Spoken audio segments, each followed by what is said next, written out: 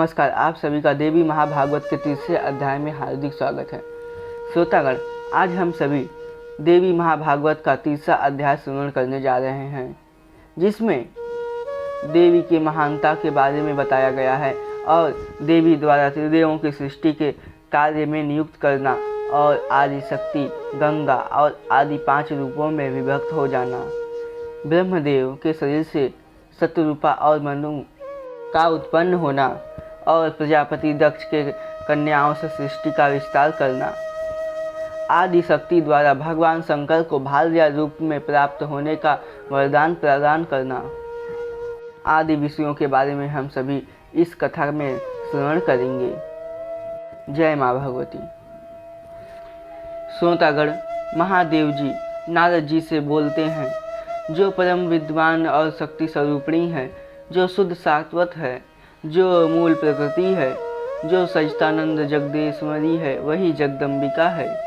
वे ही साक्षात परब्रह्म है, वे ही हमारी देवता हैं। जिस प्रकार ये ब्रह्मदेव और विष्णु और मैं स्वयं शिव इस जगत की उत्पत्ति, पालन और संहार के कार्य में नियुक्त हैं, उसी प्रकार अनेक ब्रह्मांडों में निवास करने वाले अनन्य प्राणियों की सृष्टि, पालन और संहार की विधानता देवी अधिष्ठात्री महादेवी ही है। निराकार रहते हुए भी वे महादेवी अपनी लीला से देह धारण कर सकती है। उन्हीं के द्वारा इस विश्व की सृष्टि की रचना हुई है, उन्हीं के द्वारा पालन किया जाता है और अंत में उन्हीं के द्वारा संहार किया जाता है। उन्हीं के द्वारा ही इस जगत में मोहग्रस्त होते हैं प्राणी। प्राचीन काल में वे पूर्ण भगवती ही अपनी लीला से प्रजापति दक्ष की कन्याओं के रूप में हिमवान के पुत्री के रूप में तथा अपने अंश से विष्णु भार्या लक्ष्मी के स्वरूप और ब्रह्मदेव की भार्या अर्थात सरस्वती के रूप में प्रकट हुई थी।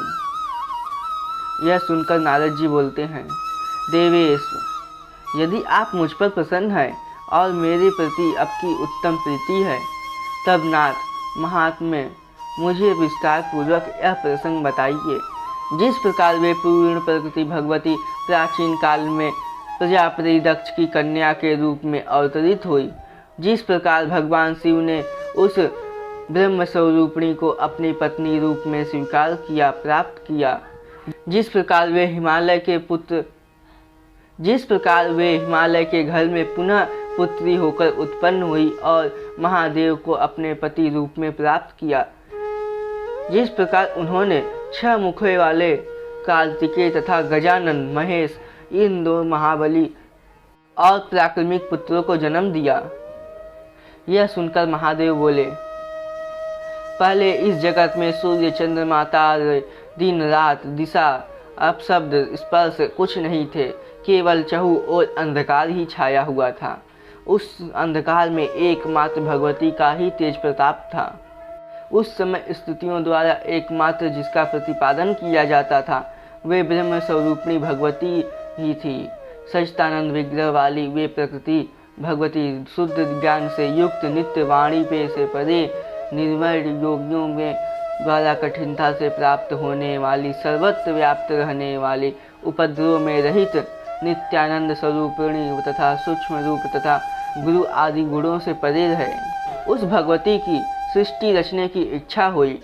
उसी समय वह रूपधारी होकर प्रकृति रूपिणी उस परम स्वरूपिणी ने अपनी इच्छा से शीघ्र ही प्रसन्नतापूर्वक रूप धारण कर लिया। उनका विग्रह निखरते हुए काजल के समान था, विकसित कमल के समान सुंदर मुख वाला था, 4 भुजाओं से युक्त, नेत्र लाल वर्ण के थे, बाल खुले हुए और बिखरे हुए थे और दिशा रूपी वस्त्र सुशोभित थी। स्थूल तथा उत्पन्न स्तनधारियों ज्योतिमयी वे सिंह के पीठ पर विराजमान थी। तदनंतर उन्होंने अपनी इच्छा से रजस्व गुण, सतत्व गुण तथा तमो गुण द्वारा शीघ्र ही चयन रहित एक पुरुष की सृष्टि की। माता आदि शक्ति ने सत्व गुण से ब्रह्मदेव को उत्पन्न किया और उनसे सृष्टि की रचना करने का अनुग्रह किया। लेकिन ब्रह्मदेव ने उन्हें अपनी माता के स्वरूप में देखकर वे सृष्टि रचना करने से अनभिज्ञ हो गए और वे मना कर दिए, माते मैं सृष्टि का रचना करने में असमर्थ रहूँगा, इसीलिए मैं आपसे क्षमा प्रार्थी हूँ। यह सुनकर माता आदिशक्ति दुखी हुई और उन्होंने सतत्व गुण से विष्णुदेव को उत्पन्न किया। विष्णुदेव से भी सृष्टि रचना करने की इच्छा जाहिर की, तो यह जानकर वे विष्णु भी सृष्टि करने में असमर्थ हुए और उन्होंने भी मना कर दिया। इसके पश्चात माता भगवती ने अपने तमोगुण द्वारा महादेव अर्थात शिव को उत्पन्न किया और उनसे सृष्टि रचना करने का आग्रह किया। यह जानकर शिव जी ने माता आदिशक्ति भवानी से कहा, माते आप मेरी माता समान हैं, मैं आपकी आज्ञा का अवश्य पालन करूंगा, लेकिन मैं इस सृष्टि की रचना करने में असमर्थ हूँ, अतः आप मेरी शक्ति बनकर मेरे साथ रहें। आप मेरा मार्गदर्शन करें, मुझे किस प्रकार क्या करना होगा, और मैं अकेला इस सृष्टि की रचना नहीं कर सकता, अतः आप मेरा मार्गदर्शन करने की कृपा करें माते। यह सुनकर माता आदिशक्ति अत्यंत हर्षित हुई और माता आदिशक्ति ने कहा, मैं स्वयं आपके साथ रहकर सृष्टि की रचना करने में आपकी सहायता करूंगी, आपकी शक्ति बनूंगी। तब पश्चात महादेव ने कहा, माता मैं और आप अकेले मिलकर यह सृष्टि की रचना नहीं कर सकते, अतः आप ब्रह्मदेव और विष्णुदेव को भी सृष्टि की रचना करने में सहायता करवाएं। कर माता आदिशक्ति ने कहा, ब्रह्मदेव आप मेरे रजस्व गुण से उत्पन्न हैं, आप रजस्व गुण द्वारा सृष्टि की रचना करने में समर्थ होंगे, और विष्णुदेव आप मेरे सतत्व गुण से उत्पन्न हुए हैं, आप सृष्टि की जो ब्रह्मदेव सृष्टि की रचना करेंगे उसका कार्यभार करेंगे, अर्थात आप उसका पालन करेंगे, और शिव जी आप मेरे तमोगुण द्वारा उत्पन्न हुए हैं, अर्थात आप सृष्टि की रचना और पालन करने के बाद जो विष्णुदेव पालन करेंगे उसके पश्चात आप उसी सृष्टि का अंत करेंगे, उसका विनाश करेंगे। यह सभी कार्य सुनकर ब्रह्मदेव और विष्णुदेव बोले, माता आदिशक्ति हम सभी सृष्टि की रचना और पालन करने में असमर्थ हैं, माता आदिशक्ति अपनी कृपा दृष्टि बनाइए, हम सभी अकेले इस सृष्टि की रचना और पालन करने में असमर्थ हैं, अपना कृपा दृष्टि बनाइए माते। यह सुनकर माता आदिशक्ति ने कहा, आप सभी चिंता न करें, मैं अपने अंश से शक्ति प्रकट करके आपके साथ ही रहूंगी। माता आदिशक्ति ने कहा, ब्रह्मदेव आपके सृष्टि के रचना के लिए मैं अपने शक्ति से अर्थात अपने अंश से एक ऐसी शक्ति का निर्माण करती हूँ जो आपके सृष्टि की रचना में सहायक होगी। यह कहकर माता आदिशक्ति ने माता सरस्वती को उत्पन्न किया और उन्हें ब्रह्मदेव के साथ सृष्टि की रचना करने में नियुक्त किया। तत्पश्चात माता आदिशक्ति ने विष्णुदेव से बोला, मैं अपने अंश से आपको माता लक्ष्मी के रूप में प्राप्त होंगी और आप जगत पालन करने में समर्थ होंगे। त्रिदेव मैं अपने शक्ति अर्थात अपने अंश से 2 रूपों में आप सभी के साथ रहूंगी, ब्रह्मदेव के साथ सरस्वती के रूप में तथा विष्णुदेव के साथ लक्ष्मी के रूप में रहूंगी, और शिव जी मैं स्वयं शक्ति आपके साथ आपकी धर्मपत्नी बन के रहूंगी। यह कहकर माता आदिशक्ति भवानी अपने अंदर से और 5 दिव्य शक्तियों को विभक्त करती हैं। वे स्वयं गंगा, दुर्गा, सावित्री और लक्ष्मी सरस्वती 5 रूपों में विभक्त हो जाती हैं और उन साक्षात जगत पालनी प्रकृति रूप सृष्टि की सृजन करने वाली शक्ति पुनः कहती हैं, आप सभी मेरे इच्छा से उत्पन्न हुए हैं, अतः आप सभी वैसा ही करेंगे जैसा मैं चाहती हूँ। आप मेरी इच्छा अनुसार सृष्टि की रचना करें।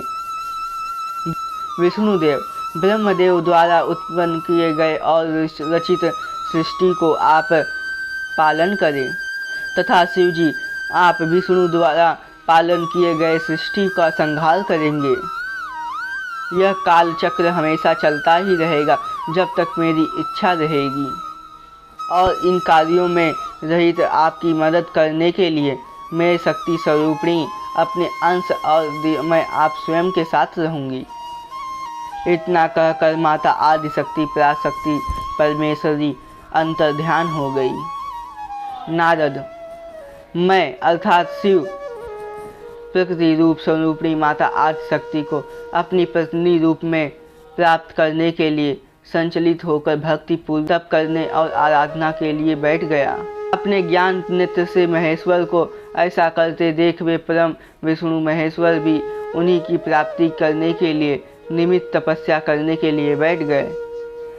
जब ब्रह्मदेव ने देखा कि सृष्टि के पालन करता विष्णु और संहार करता शिव जी माता आदिशक्ति को अपनी पत्नी रूप में प्राप्त करने के लिए तप कर रहे हैं, तो ब्रह्मदेव ने सृष्टि की रचना छोड़कर उसी अभिलाषा में तपस्या के लिए बैठ गए। इस प्रकार आराधना में रत्न उन तीनों की परीक्षा लेने के लिए माता प्रकृति ब्रह्मांड में क्षुब्ध रूप धारण करके भयंकर रूप धारण करके सर्वप्रथम ब्रह्मदेव के पास आई। ब्रह्मदेव उनका भयंक्रांत रूप देखकर अपना मुख फेर लिया। वे पुनः उनके मुख के सामने आई। वे पुनः अपना मुख फेर लिए। ऐसा करते हुए वे चहु दिशा में अर्थात चारों दिशा में क्रम से चार बार गई। इससे अत्यंत डरे हुए वे ब्रह्म जी चार मुख वाले हो गए और भय से स्वतंत्र होकर वे तपस्या छोड़कर उसी समय वहां से भाग गए। इसके बाद महाभय उत्पन्न करने वाली वे प्रकृति भवतारिणी वहां पर शीघ्र पहुंची, जहां पर परम पुरुष विष्णु एकाग्रचित्त होकर तपस्या कर रहे थे। उन्होंने ऐसा हजारों सिर, हजार नेत्र तथा हजार पैरों वाले विष्णु भी उस समय भयभीत हो गए और तपस्या को छोड़कर अपने आंख बंद करके जल के अंदर प्रविष्ट हो गए। इस प्रकार उन दोनों की तपस्या भंग हो जाने के बाद भीषण रूप धारण करके वे प्रकृति महेश्वर जी के पास गई, अर्थात मेरे पास आई, किंतु वे किसी भी प्रकार मेरा ध्यान भंग नहीं कर सकी। अपने विज्ञान विशेष से भगवान शिव भयंकर रूप वाली देवी प्रकृति को परीक्षा लेने के लिए आया हुआ जानकर समाधि में ही बैठे रहे। उनके अत्यंत प्रयास करने से वे महादेव अपनी तपस्या को भंग नहीं किया।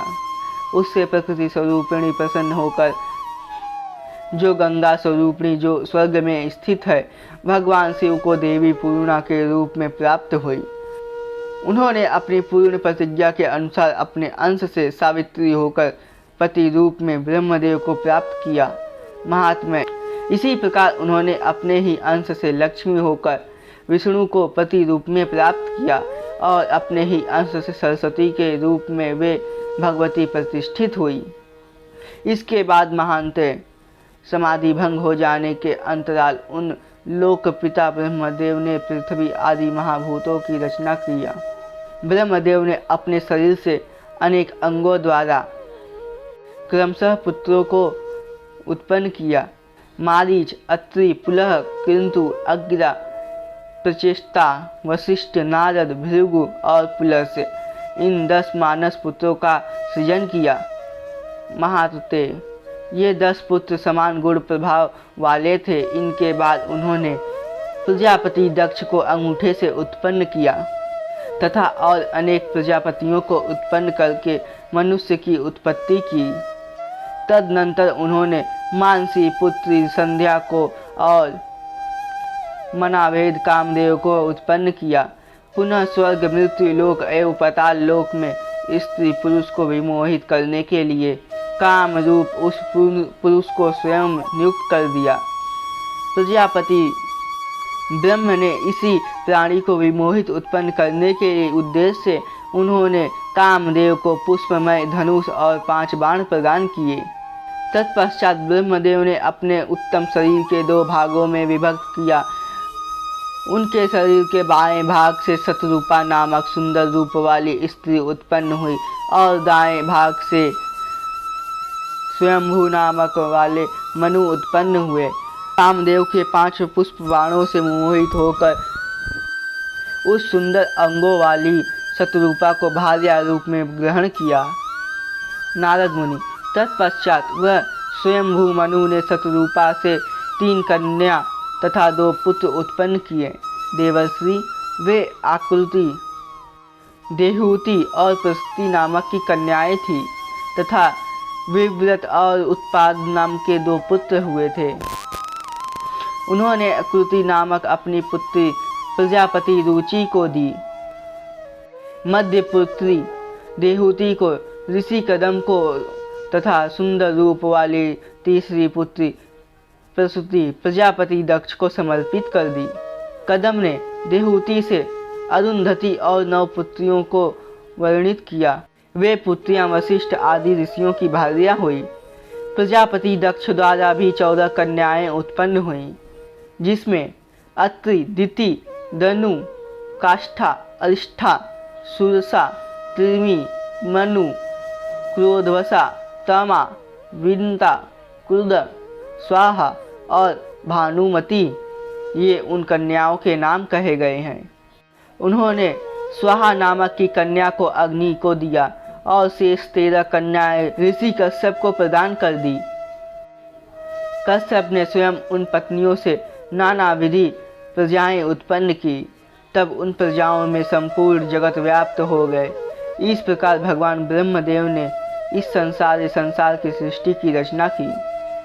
देवर्षि नारद, यहाँ पर आपको एक जानने वाली बात कही जाती है। प्रजापति दक्ष द्वारा जितनी भी कन्याएं उत्पन्न हुई उनसे ही सृष्टि की रचना हुई है। देवता, दानव और मनुष्य ये तीनों सभी प्रजापति दक्ष से ही उत्पन्न हुए हैं। अदिति से देवता उत्पन्न हुए और दिति से दानव, काष्ठा और अशिष्टा से नागवंश उत्पन्न हुआ और अन्य लोगों से अनेक प्रकार के वंश उत्पन्न हुए। इस प्रकार सारी सृष्टि की रचना हुई है। तदनंतर देवी प्रकृति ने ब्रह्मदेव से कहा, महात्म्य, दिग्गण दिनों संध्याओं में जिसकी उपासना करते हैं वे सावित्री मेरे अंश से उत्पन्न है। वे सरस्वती तथा लक्ष्मी भी मेरे अंश से उत्पन्न हैं। जिन्होंने अपनी लीला से तीनों लोकों में पालन करता विष्णु को पति रूप में प्राप्त किया तथा आप दोनों ब्रह्मदेव तथा विष्णुदेव विश्व शासक हो गए। देवर्षि नारद, उन साक्षात प्रकृति को पूर्ण भाव से पत्नी रूप में पाने की अभिलाषा करते हुए मैं अर्थात स्वयं शिव योगी बने फिर रहा था। उस प्रकार की तपस्या में रत्न भगवती शिव की प्रकृति जगदम्बिनी ने मुझसे प्रसन्न होकर प्रत्यक्ष रूप में कहा, शंभो, आपका कौन सा अभिष्ट वर है? आप मुझसे मांग ले। आपकी तपस्या उपासना से प्रसन्न होकर मैं वह वरदान आपको अवश्य पूर्ण करूंगी। यह सुनकर शिव जी बोले, जिनसे पूर्व में 5 श्रेष्ठ नारियां प्रकट हुई थी वे आप विशुद्ध प्रकृति ही हम ब्रह्मा, विष्णु तथा महेश को प्राप्त होंगी। उनमें से अपने अंश से सावित्री के रूप में उत्पन्न होकर आप ब्रह्मा जी को प्राप्त हुई और अपने ही अंश से लक्ष्मी एवं सरस्वती होकर विष्णु को प्राप्त हुई। किंतु परमा पूर्ण प्रकृति आप स्वयं अपनी लीला से कहीं जन्म लेकर मुझे प्राप्त होने का वरदान दिया था। आपने ऐसा वचन दिया था, अतः वह वचन पूर्ण कीजिए माते।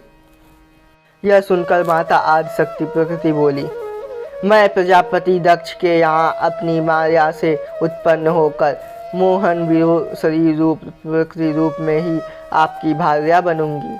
जब प्रजापति दक्ष के अभिमान द्वारा आपका तथा मेरा तिरस्कार होगा, अपमान किया जाएगा, तब मैं अपने स्थान पर चली जाऊंगी।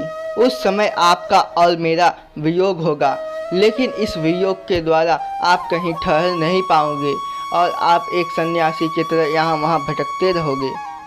इससे हमारी प्रीति बढ़ेगी और बाद में मैं हिमावन की पुत्री के रूप में आपको प्राप्त होंगी। देवर्षि नारद, ऐसा कहकर प्रकृति मूल स्वरूप उस जगत जननी जगदम्बिका अंतर्ध्यान हो गई। श्रोतागण, इस प्रकार श्रीमद् देवी महाभागवत पुराण के 30वें अध्याय में शिव नारद संवाद में महेश्वर वरदान वर्णन नामक इस अध्याय का समापन होता है। श्रोतागण, चतुर्थ अध्याय देखने के लिए नेक्स्ट वीडियो अवश्य देखें। माता आदिशक्ति भवानी की कृपा आप सभी पे बनी रहे। जय माँ भगवती।